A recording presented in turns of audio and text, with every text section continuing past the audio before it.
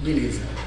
Seja bem-vindo a mais um podcast aqui do Exponencial. Eu sou o Matheus Conte e hoje eu estou com um convidado especial aqui que é o Bruno Beltrame. Ele é especialista em segurança e saúde no trabalho. A profissão do Bruno é uma profissão que todos nós, empresários, precisamos para que a gente possa ter sucesso.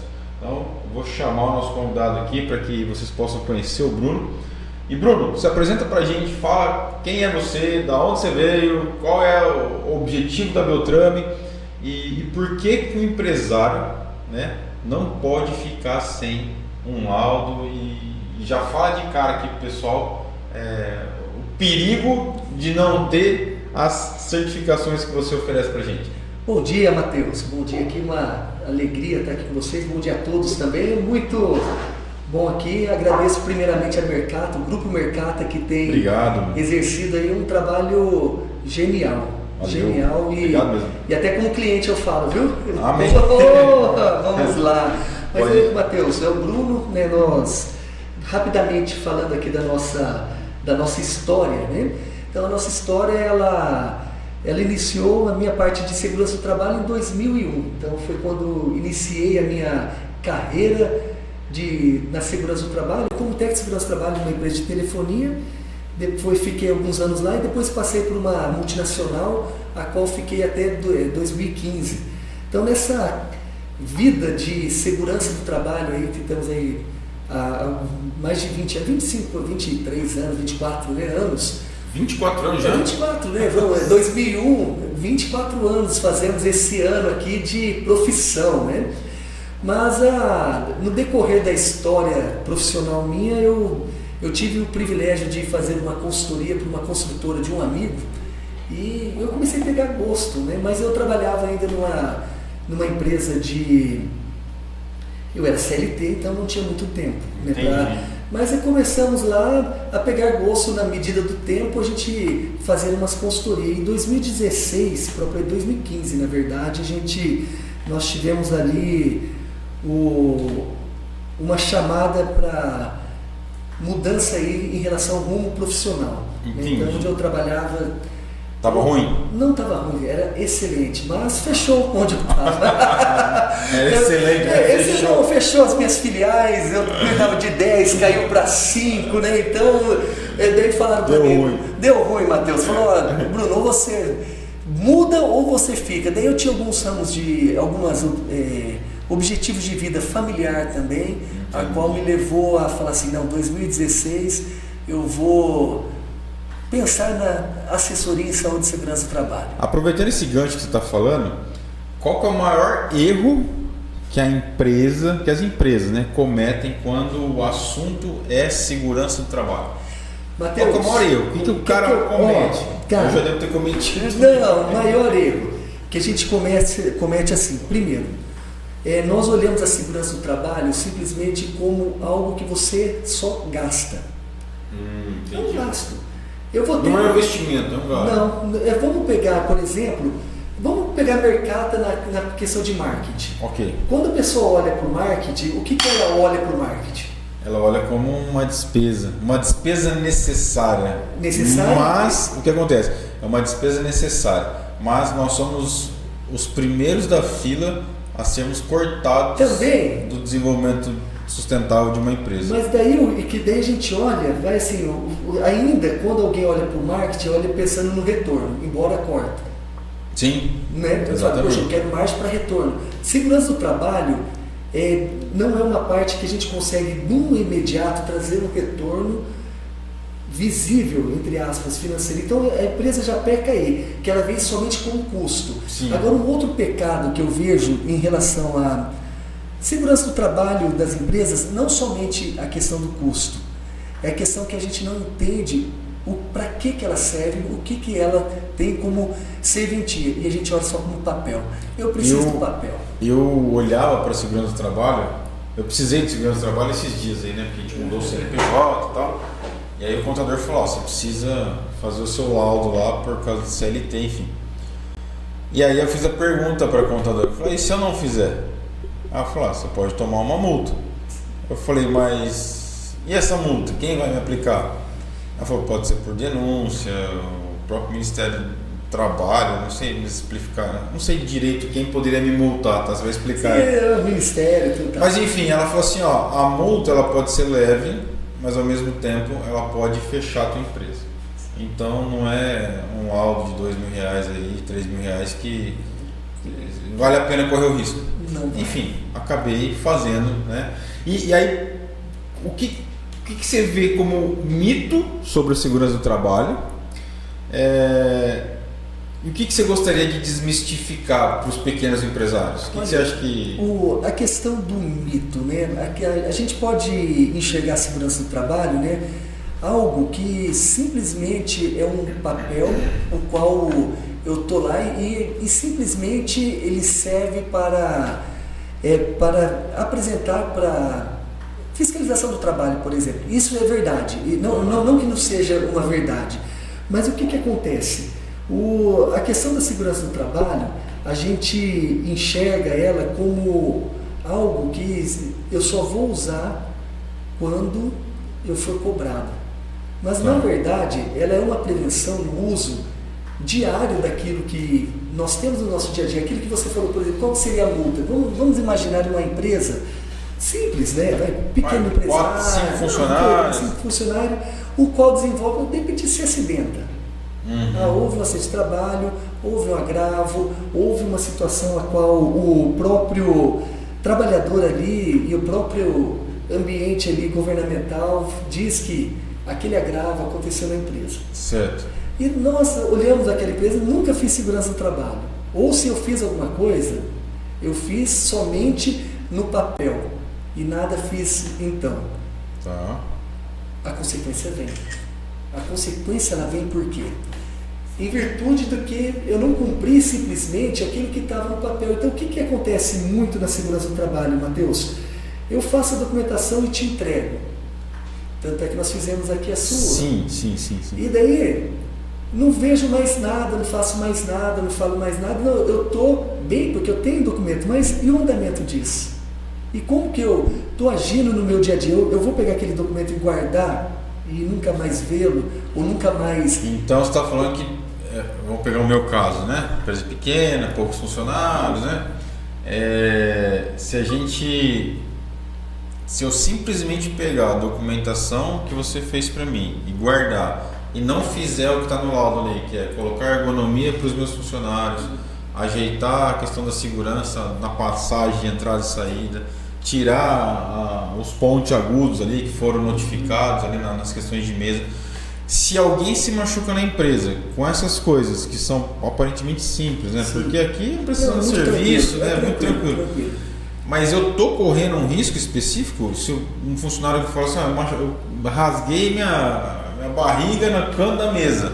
Se eu não tivesse o laudo, qual é o problema? E se eu tiver o laudo, existe uma solução ou eu corro um problema também? Corre um problema também, que daí ele vai além do laudo, né? Porque a segurança do trabalho ela é algo amplo. O que acontece? Aí você falou do mito, né? Quais são a questão? A gente olha... Daí eu não vou dizer nem mito, talvez falta do conhecimento. Tá. Porque a questão da segurança do trabalho, a gente não pode resumi-la à questão só de laudos, programas. A gente chama de laudo, mas vamos pegar programas e laudos, né? Tá. Eu tenho um programa, legal, mas é isso que vai me garantir que eu não terei nenhum problema? Não é isso. Porque a segurança do trabalho ela é ampla.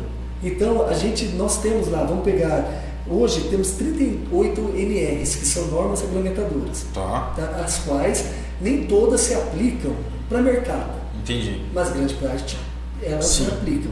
Nós temos as legislações previdenciárias, nós temos assim a lei que rege acidente do trabalho, uma legislação. Então, ela está muito além. Às vezes eu você falou, vou ter um programa? Sim, terei um programa. Mas eu me machuquei em virtude daquilo que você falou, tinha algo pontiagudo. Eu peguei uma ponte de mesa pontiaguda e me machuquei. É um acidente de trabalho. Daí o que acarreta? Eu digo para você que não é o laudo que vai te salvar e nem a questão documental em si. É a falta também da ação que ela é rotineira. Então, ela vai além. Não, então eu entendi. Então assim, a gente fez o laudo, nós fizemos o laudo com você. Estou pegando eu como exemplo, tá? Sim. O fato de eu ter feito, na verdade, assim, o laudo ele serve para que eu tenha conhecimento preventivo para que isso não aconteça na minha empresa. É isso. Então, se eu pegar o laudo, botar na gaveta e não fizer nada, não tem nada demais. Agora, se eu pegar o laudo e executar, vou minimizar o máximo possível de um acidente de trabalho. É isso que você está falando? Basicamente é isso. Porque, e o laudo, a gente tem que entender que ele é algo obrigatório. Então, Sim. muitos não querem fazer. O dia que eu ser fiscalizado, eu faço. Tá. É um risco. Tem prazo? Tem prazo. Se eu fui fiscalizado, não tenho laudo, eu tenho prazo para regularizar? Ou já sou autuado? Depende. Depende. O auditor, ele normalmente... Depende do auditor? Depende, porque muitas vezes o auditor ele pode ter a seguinte pensamento. Visão ali de... Não, você é obrigado a fazer. Você não fez, então você está sendo autuado. Mas normalmente isso não acontece. Eu falo isso pelos nossos clientes. Sempre que recebe, nem todos recebem autuação, mas os que receberam alguma autuação, eles receberam primeiro a notificação. Você tem, vou pegar um exemplo, nós tínhamos um cliente com maquinário. Sim. Então ele foi notificado, porque daí tem lá NR12, que fala sobre máquinas e equipamentos. Ele tinha lá partes que não tinham proteções na partes móveis do equipamento. O auditor não foi lá. Você vai ser autuado, eu vou te autuar e te dar multa porque você não entendeu. Ele falou, olha, eu vou te dar um prazo para você fazer uma regularização para fazer. Então, normalmente você é notificado, mas pode acontecer.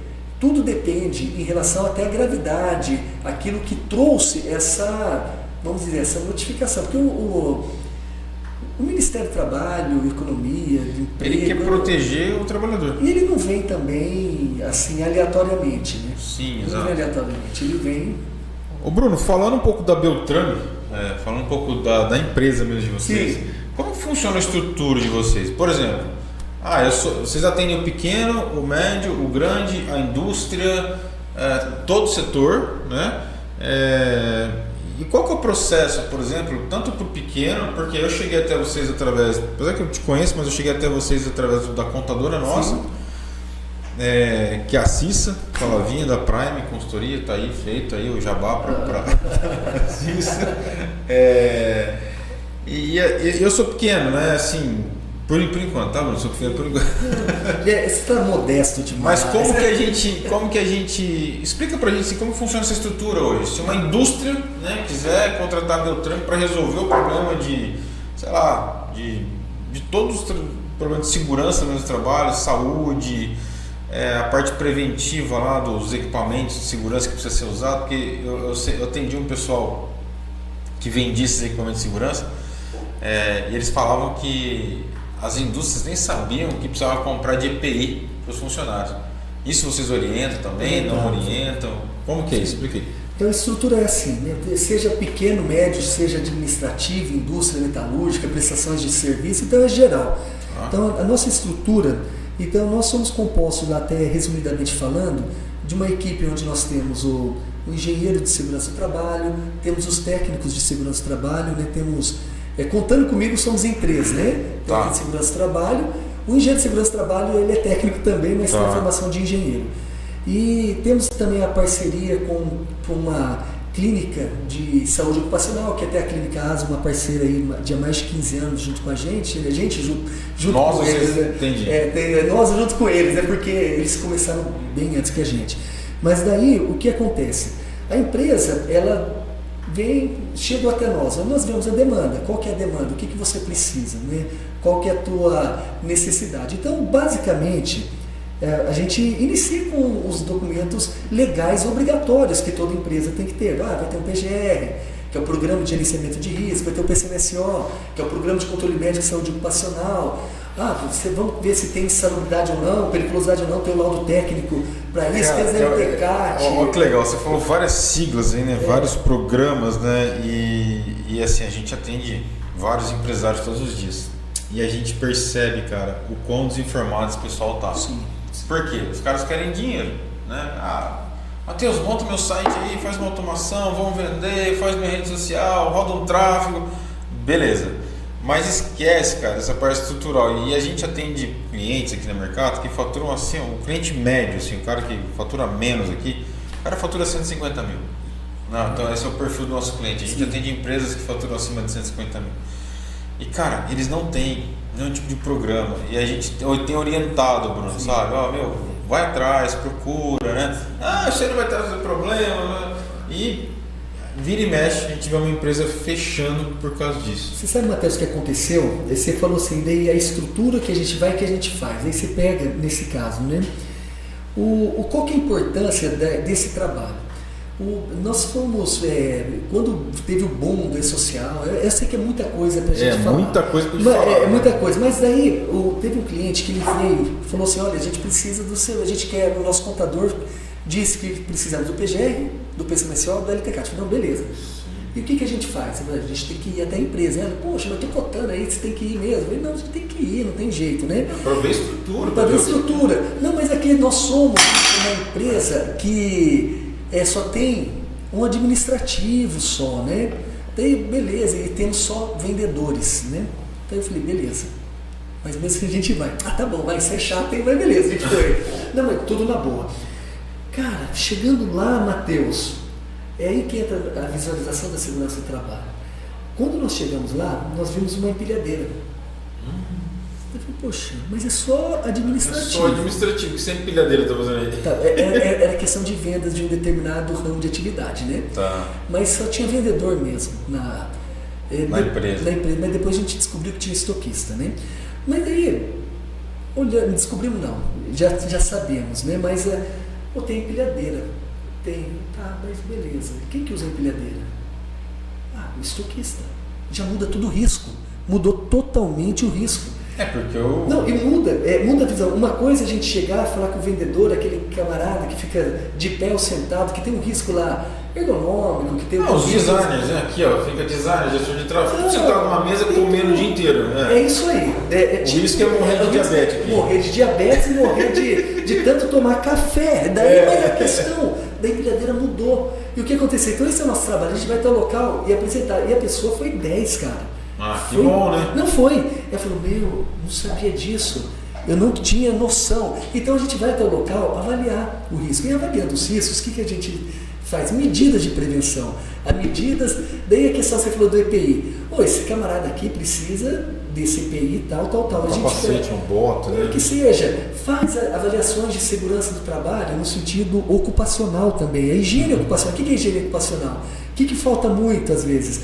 Não adianta eu ir lá e ficar só dependendo. No seu caso, sim. A gente pode. Você avalia uma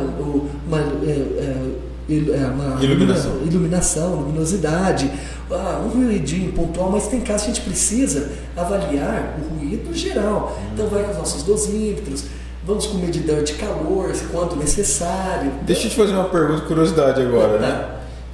Eles não veem vocês, profissionais de segurança do trabalho, como aqueles caras chato, fiscal, que vai lá só para encher o saco? Como é que vocês lidam com essa situação? Muito. Cara, é um desafio isso, né? Você precisa vender, porque além disso, eu acho que vocês são muito mágicos, né? Porque conta pra gente, como é que vocês vendem, tiram o mito de ser um cara chato da fiscalização, um cara que vai um cara que eu não precisava de você, mas estou aqui por obrigação. Como é que vocês usam? É psicologia? Tem alguma técnica de PNL? Ou você fica amigo do cara mesmo e fala a verdade? Cara, você precisa fazer, senão você vai ter problema.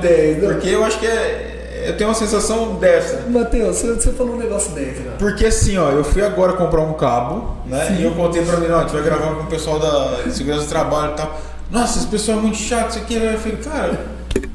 Eu vou perguntar isso pro Bruno, porque como é que resolve isso? Fala pra gente. Show de bola, cara, que você falou tem a questão do mito. O porquê que existe o mito? A questão da segurança do trabalho, ela sempre foi olhada como as pessoas como um xerife aí, né? Sim. Aquele xerifão que tá ali, você tem que sair pra aí, você vai ser advertido. Então, esse mito existe. Daí, o que acontece? Pensando naquele cara, naquele técnico que trabalha... O técnico de segurança do trabalho, por exemplo, trabalha diretamente na empresa, né? Ele acaba sendo esse... Então, tem esse mito, e é uma verdade porque o cara vai para cobrar. E o que acontece nós, como prestadores de serviço? Um dia eu cheguei pro cliente e falei, cara, eu sou seu amigo. Não é verdade, eu não tô aqui para poder, eu não vou te aqui, ferrar. Justamente, eu não tô aqui, cara. Ou vamos assim, ó, eu levantei a bandeirinha da paz, branca, né, balancei, eu sou teu amigo. Então eu não tô aqui, eu tô aqui para... Isso é pro pequeno, pro grande e pro médio, acontece em qualquer situação. E normalmente assim, o grande, dependendo do ramo de atividade, isso daí já é algo...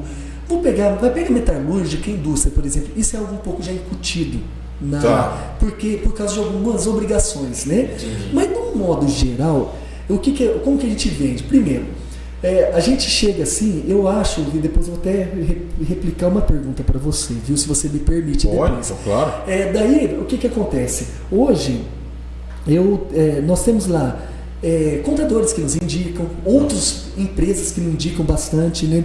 Então, o que acontece? Eu ligo para o cliente, fulano de tal, normalmente, quando a gente já vai direcionado, é mais fácil.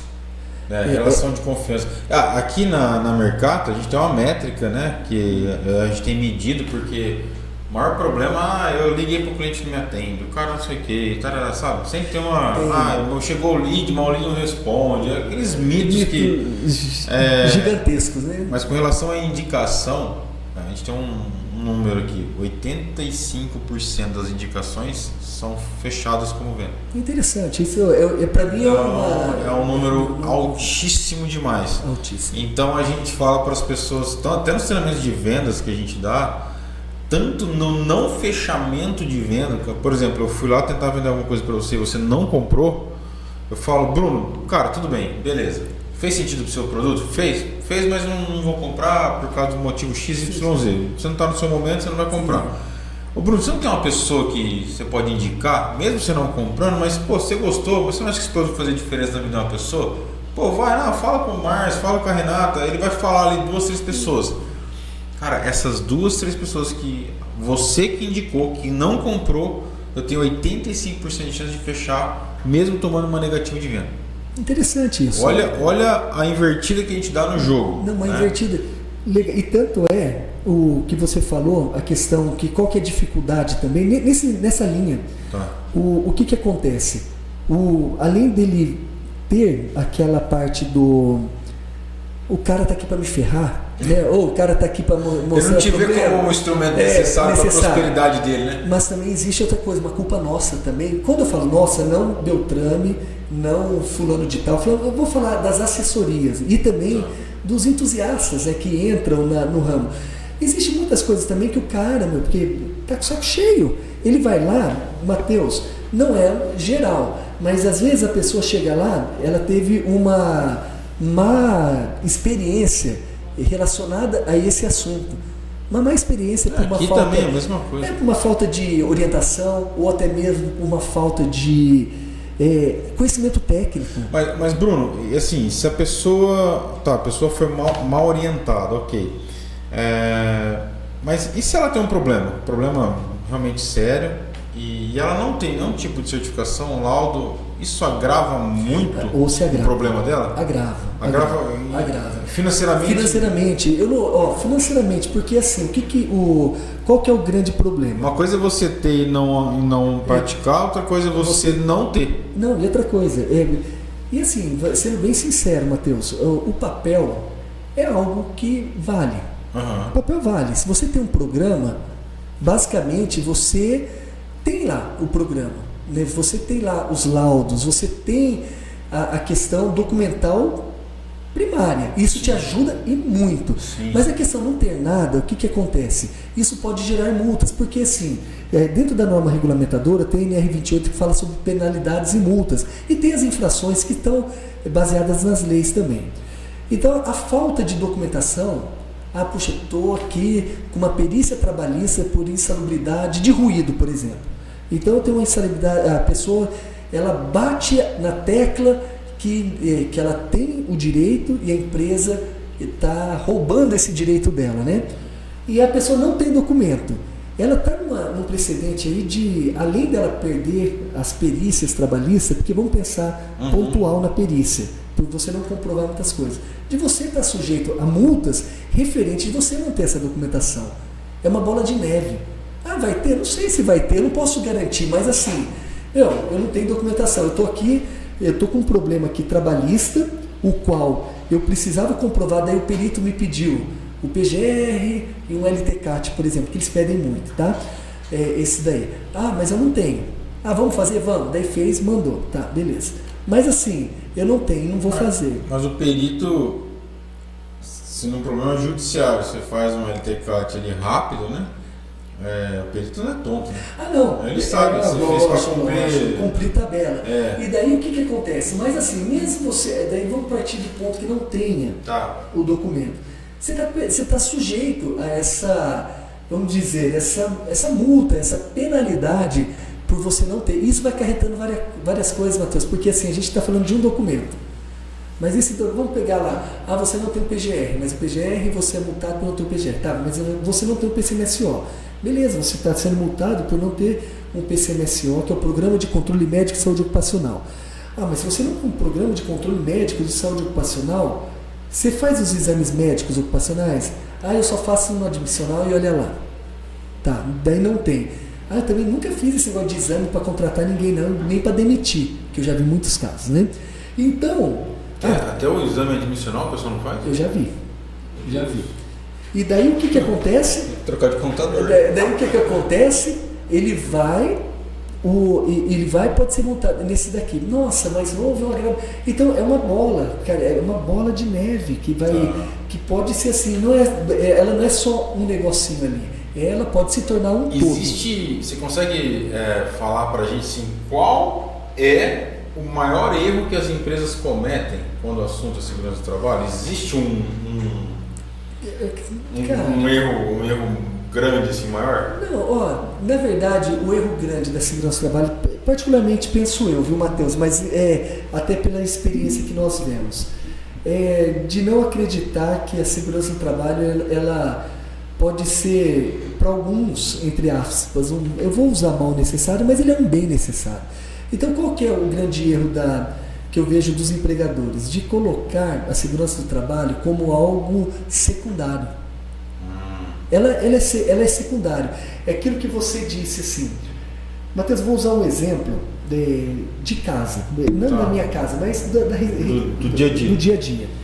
Vamos pensar assim, você tem lá conta de água, conta de luz, conta de internet. Você tem daí o inglês, a aula de música, a natação, e você tem o mercado. O que você vai cortar disso aqui?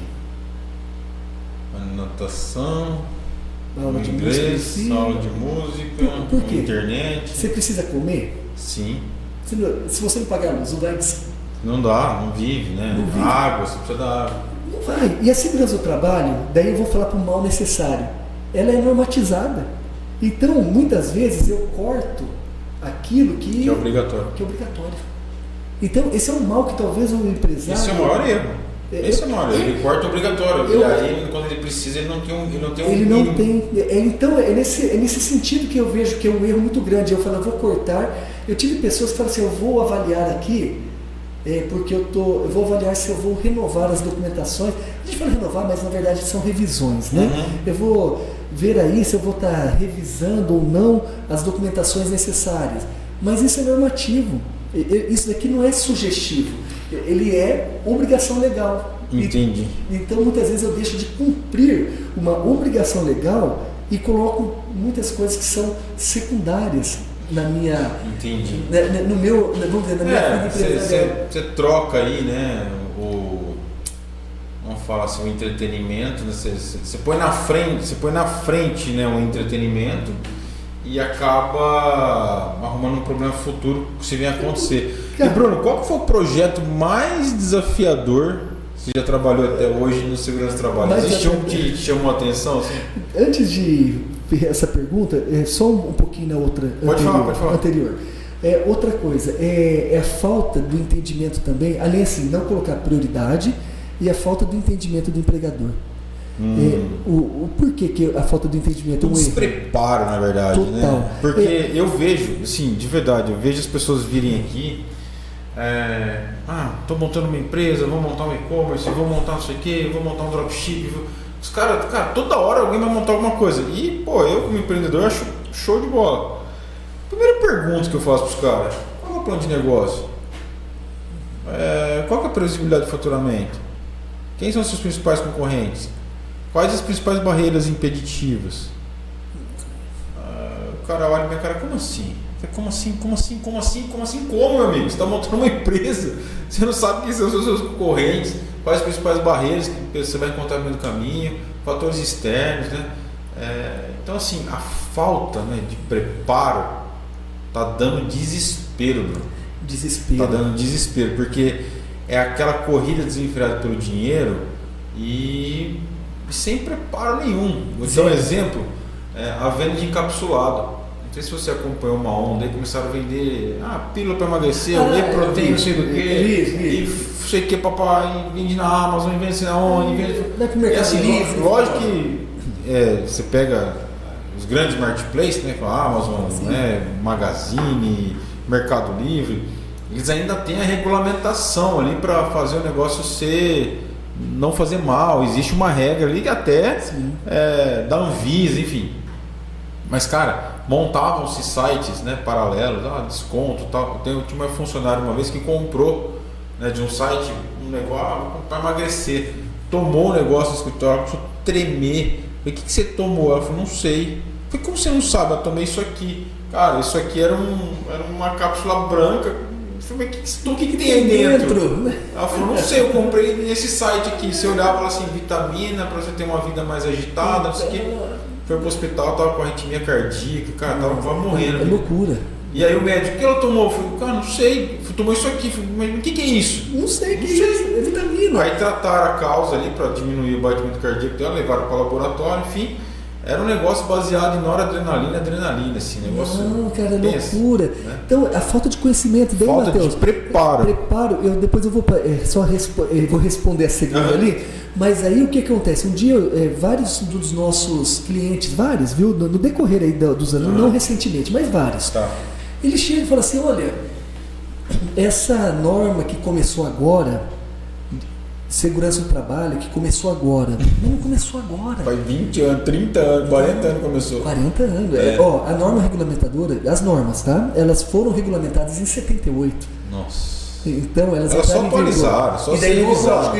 Se revisaram e também se atualizaram e foram criadas outras, né? Sim, isso, que daí criadas outras. O mercado muda. Não, muda. Mas daí, por exemplo, um documento que o PGR ele entrou no lugar do PPRA, que era NR9, né?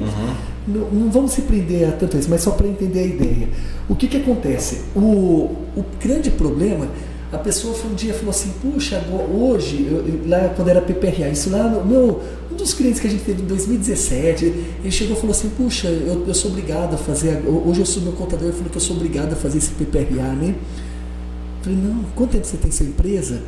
Ele tinha mais de 20 anos. Né? Olha, chegava quase, eu não me lembro, se dava quase 20 anos de empresa. Eu falei: não, é desde 94. que você tem a obrigação de fazer, porque quando regulamentou o PPRA, sim. Então que é para trás. mas tinha outras coisas de segurança do trabalho, né? Mas eu falei: então você, todo esse tempo ele abriu, ele falou: estou brincando, e o que passou? Eu falei: o que passou. Agora vamos cuidar do futuro. Então, Matheus, é uma orientação que falta de conhecimento. Falta de conhecimento. Mas daí fechou essa parte, mas falando aí, né, nossa, eu tive 3 coisas muito legais. E 3 coisas muito ruins. Não. Uma coisa muito chata e 2 legais. Uma, contando da nossa empresa, um projeto. A gente tem um cliente bem antigo, a gente tem vários clientes antigo mesmo. Bem que tá com a gente aí, cara. Porque, Bruno, vamos ser sinceros, né? Qual é a motivação de ficar. Mas muda. Do Matheus trocar a Beltrão? Se você não vier faltar. Não, mas só que muitos mudam, trabalho. mas muitos mudam só por dinheiro, infelizmente. Mas isso não. Mas aí é o empresário que não tem conhecimento. Não tem, mas só que esse cara que estava com a gente, cara, quando estava para começar a vigorar, e daí assim, a gente faz para eles desde o PPRA. E o que a gente começou? A gente falou: a gente vai fazer um projeto para você de segurança e saúde no trabalho, o qual não vai ser só papel. Não vai ser só documento, a gente vai cuidar de você como um todo, naquilo que você precisa, né? Naquilo que você tem que fazer. Então vamos fazer o quê? Vamos fazer como se fosse uma auditoria, mas não só uma auditoria. Vamos entrar aqui, fazer aqui não posso dizer uma auditoria, uma visualização mais ampla de tudo. Daí a gente começou a implementar documentações para ele lá, que a gente já fazia, geral, e treinamentos e tudo. Isso é normal, isso aí todo mundo faz, mas o que foi gratificante para a gente nisso daí? Que daí começou a chegar que as documentações dele, ele atende nível Brasil, né? E ele atende nível Brasil e atende multinacionais, diversas, né? O produto prestador de serviço dele vai para diversas multinacionais, trabalha para multinacionais. Ele tem lá, hoje ele não é assim, ele é grande no faturamento, mas ele não é grande no número de funcionários. Ele tem lá o quê? Hoje ele deve estar com 25 e chegou a 30 empregados ali. Entendi. Mas o faturamento dele é um faturamento muito bem alto. Mas daí o que aconteceu? A gente fez esse projeto juntamente com... Vamos assim, verificar tudo que você precisa e vamos implementar, mas não do dia para a noite. Vamos passo a passo. A documentação, lógico, às vezes volta uma coisa ou outra que precisa, mas aí a gente reduziu o tempo dele, porque o que barrava muito ele era a segurança do trabalho, na medições de recebimento de algumas. Aí daí ele estava dentro de uma empresa de energia, né? Não é nem CPFL não, coisa assim, embora CPFL é grande pra caramba, mas ele estava lá dentro de uma... de estações de energia, ele estava dentro de outro espaço que era de construção civil, ele reduziu, daí acontecia antes assim, não porque ele era displicente, mas voltava muito, nós não podemos pagar a sua medição porque você mandou a folha de pagamento, os fundos de garantia, isso, mas você está falhando nessa parte da segurança do trabalho. Entendi. E bloqueava a medição dele até ele mandar a documentação. Você quer ver um fato interessante que aconteceu comigo faz pouco tempo? Eu participei de um processo de licitação do governo. E eu nunca tinha participado de licitações, né? Para prestar serviço de publicidade para licitação. Para prestar serviço de publicidade para prefeituras e para órgãos públicos, né? E aí, cara, fomos para o pregão eletrônico, aí... falei, nossa, não vai dar, o preço é muito baixo. Bom, enfim, a pregoeira falou, não, nós vamos pagar no mínimo 60% do valor, porque a gente entende que se for menos que isso, não dá para executar a atividade. Sim. Eu sei que eu fiquei no páreo lá e tal, aí eu dei um lance lá, zerou, acabou o pregão, fui pro final lá, vamos chamar final. Ficamos em 6. Primeiro pregão eletrônico, ficamos em 6. E aí empatou. 6 empresas com o mesmo lance e tal. Aí foi para disputa de documento. Aí ficaram 3. 3 já saíram fora. Aí ficou eu e mais 2. O que tirou essas empresas dessa concorrência aí? A certificação que você fez para mim.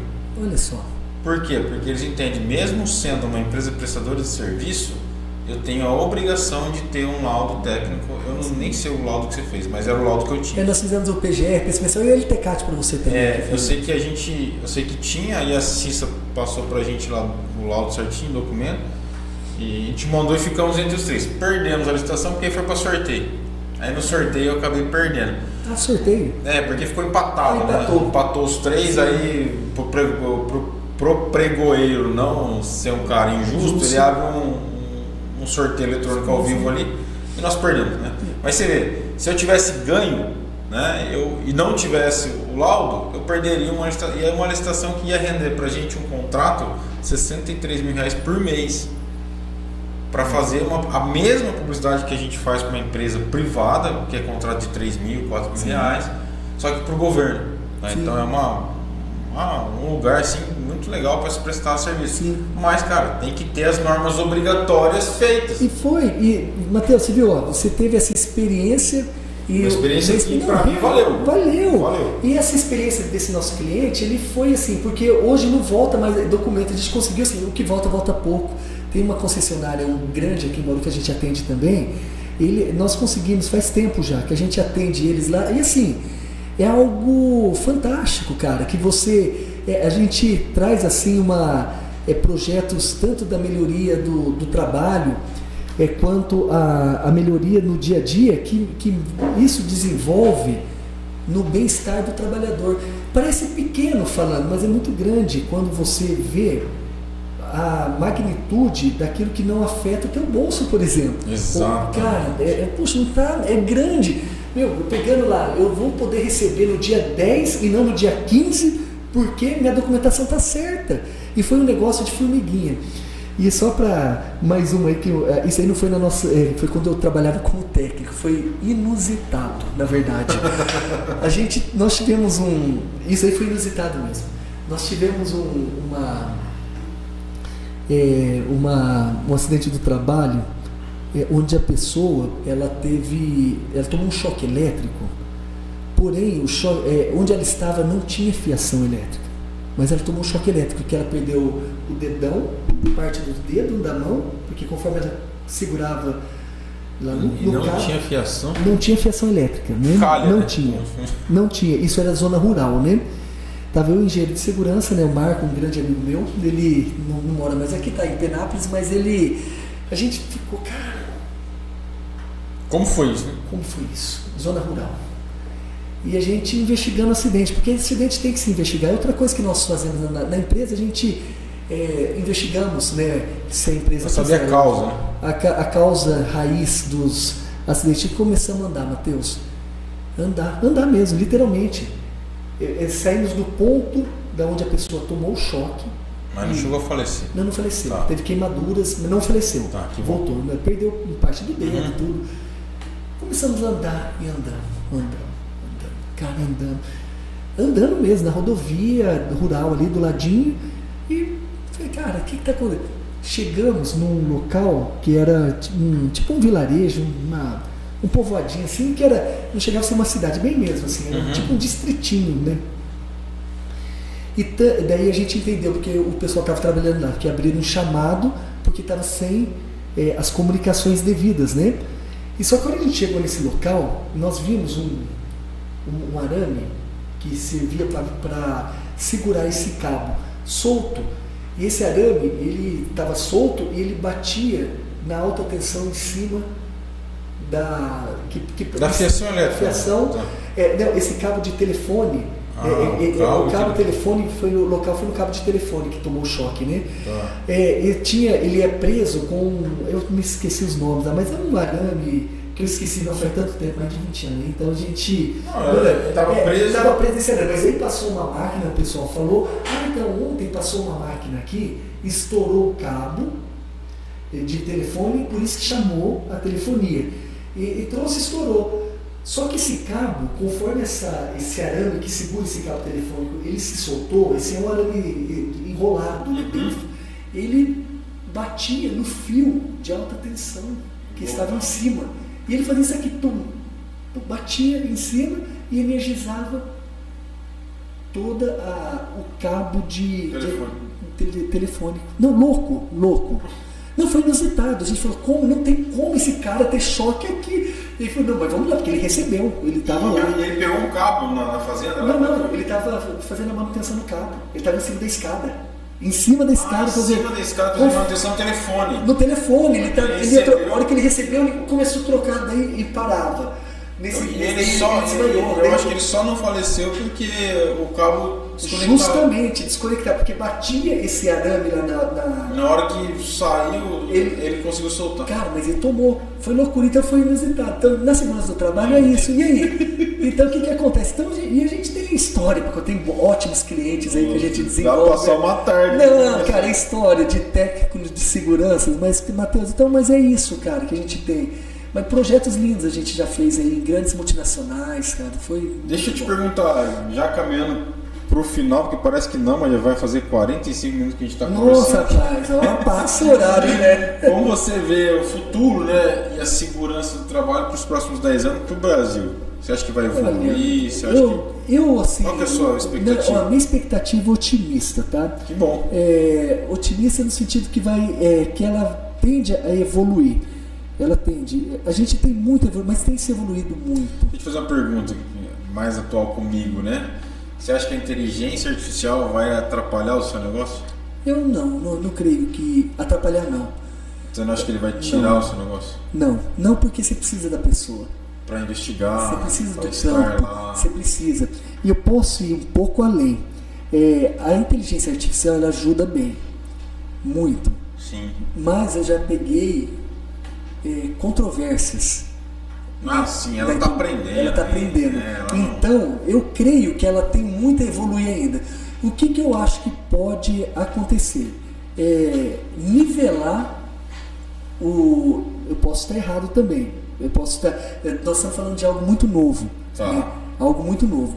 Mas eu creio que ela pode nivelar também em relação à parte da segurança do trabalho, assim. Porque muitos, o que acontece? Muitos vão... Se você depender muito da inteligência artificial, mas sem saber o que está fazendo... Você erra. Mas tem muita gente que faz.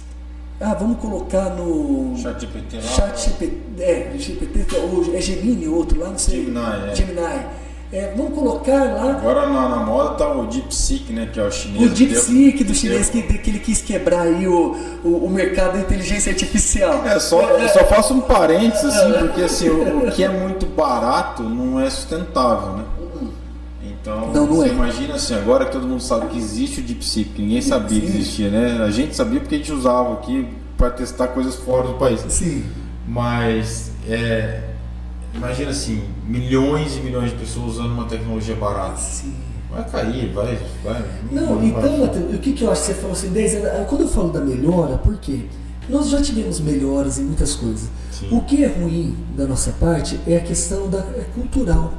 É a questão da cultura, né? O que pega mesmo a segurança do trabalho nós temos uma cultura muito... O brasileiro gosta da jeitinho, isso tanto existe coisa do bom e o ruim quanto a isso. Gosta de dar jeitinho. Então a gente pode ter assim, mas quando eu falo, ela tem evoluído.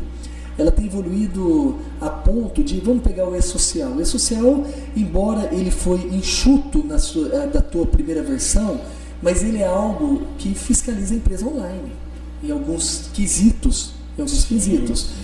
Nós temos lá, hoje, não é da minha área, mas tem o domicílio eletrônico trabalhista, que é uma informação que o advogado...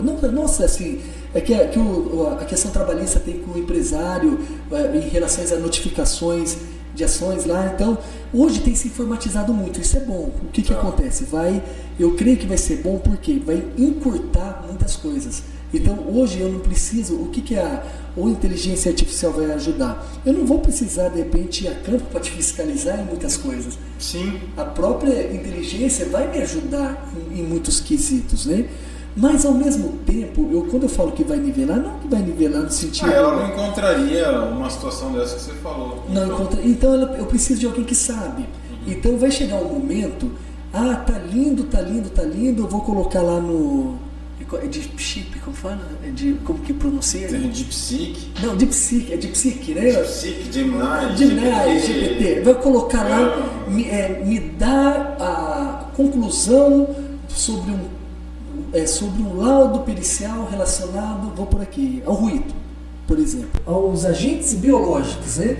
Beleza, ele vai dar, e dá mesmo, dá até bonito. Mas se você não souber o que você está falando, ou vendo, ou analisando... O que eu vejo assim, né? Quem que vai assinar o laudo? Você entendeu? O robô não pode assinar o laudo. O robô não vai. E o que vai assinar? Então começa a nivelar. Então muitas coisas têm se nivelado a inteligência. Só pra a gente tem que partir. Não, fica tranquilo. Eu tenho que fazer minha pergunta pra você. Pode fazer. Mas assim, mas aí, vamos pegar assim hoje. Ano passado, coisa simples, tá? Saiu o ano passado o Conselho Federal de Medicina, ele teve uma portaria, o qual os médicos do trabalho, que são coordenadores do PCMSO, que é o Programa de Controle Médico de Saúde Ocupacional, eles devem informar ao CREMESP, que é o Conselho, né, Regional de Medicina, através de um aplicativo que já foi disponibilizado, ele deve informar quais empresas eles são coordenadores médicos do PCMSO. E quando ele deixar de ser esse coordenador, o que é deixar de ser? Não fechou o PCMSO com a gente. Então, deixou de ser o coordenador. Eu já não cuido mais da sua empresa. Então, o que vai acontecer? Eu vou baixar lá. E tudo isso é online. Tá. Então, o que acontece? São termos assinados e o médico, na verdade, o médico ou quem ele pedir para assessorá-lo, né, quanto a isso, vai colocar no CREMESP, eu sou um médico coordenador. O que é isso? É tecnologia. As coisas estão afunilando. Então, antes, por que fizeram isso? Existia muita fraude. O nome do médico ia para qualquer canto, a assinatura do médico às vezes era até... Eu peguei já certificado falsificado meu de treinamento. Pessoas que usaram em ordens de serviço também. Então, o que acontece? A tecnologia, eu vejo, a inteligência artificial, todas essas coisas, ela vai usar o quê? É um bem também, porque vai funilando. Então não adianta você ter, eu sei fazer muita coisa, mas se você... Eu acho que ela vai auxiliar o técnico a fazer um bom laudo, vai. É isso. Eu creio, viu? Qual é a pergunta? Mateus, a pergunta no meu ramo de atividade, você acha que a importância do teu trabalho para mim, de verdade, eu olho assim, eu acho porque eu sou pequeno, eu sou um cara pequeno, por exemplo... Vou te dar um exemplo que a gente fez, que a gente criou aqui, é super inovador, né? Principalmente para pequeno. Porque eu acredito que eu sou pequeno, né? Então, inclusive lançamos ontem esse produto. Me apresenta depois. O que acontece? O cara chega aqui e fala assim, Matheus, quero investir. Beleza, quanto? Não sei. Preciso ganhar dinheiro, preciso vender. É sempre a mesma história, né? Sim. Tem uma marca, então assim, vamos pegar o seu problema, né? O seu caso, que vai servir para muita gente. O que a pessoa precisa, né? Informação, né? No seu caso, ela precisa de informação, ela precisa de conteúdo, ela precisa entender o porquê que isso existe, ela precisa saber a importância da Beltrame e aonde essa informação vai ser divulgada, né? Então, o que a gente fez? A gente criou uma máquina de blog. O que é essa máquina de blog? Qual é o maior desafio hoje das pessoas? Escrever um artigo. Eu escrevi um artigo, contrata um copywriter, o copywriter tem que estudar sobre sua empresa, aí faz o artigo, aí publica o artigo, aí ora a Deus para que possa ler o artigo e o Google possa indexar o artigo, enfim. Aí chegou as IAs da vida. Aonde que as IAs buscam as informações? No próprio internet, na própria internet e nos artigos. A IA, ela não é um tráfego pago. Ela não te mostra porque alguém está anunciando ainda, né? Sim. Mas já a tendência é abrir os ads para inteligência artificial. E qual que é a tendência daqui para frente? Eu não vou mais lá no Google, como chegar no Beltrame. O que é PC MSO? O que é laudo, o que é NR9? Para que serve a NR35? O cara não vai mais ali no Google fazer isso. Ele vai aonde? No ChatGPT. Vai no DeepSeek, vai no Llama, vai qualquer LMS, qualquer inteligência artificial, ele vai lá e vai perguntar para ela. Então, tem esses motores de busca nossos já está declinando o nível de pesquisa, porque o Google, o cara vai no Gemini, né? O Microsoft, quem usa Microsoft, vai no Copilot. Então, cada usuário ele já está indo direto na inteligência artificial. Como que eu faço isso? Como que eu faço aquilo? E já está tomando aquilo como verdade.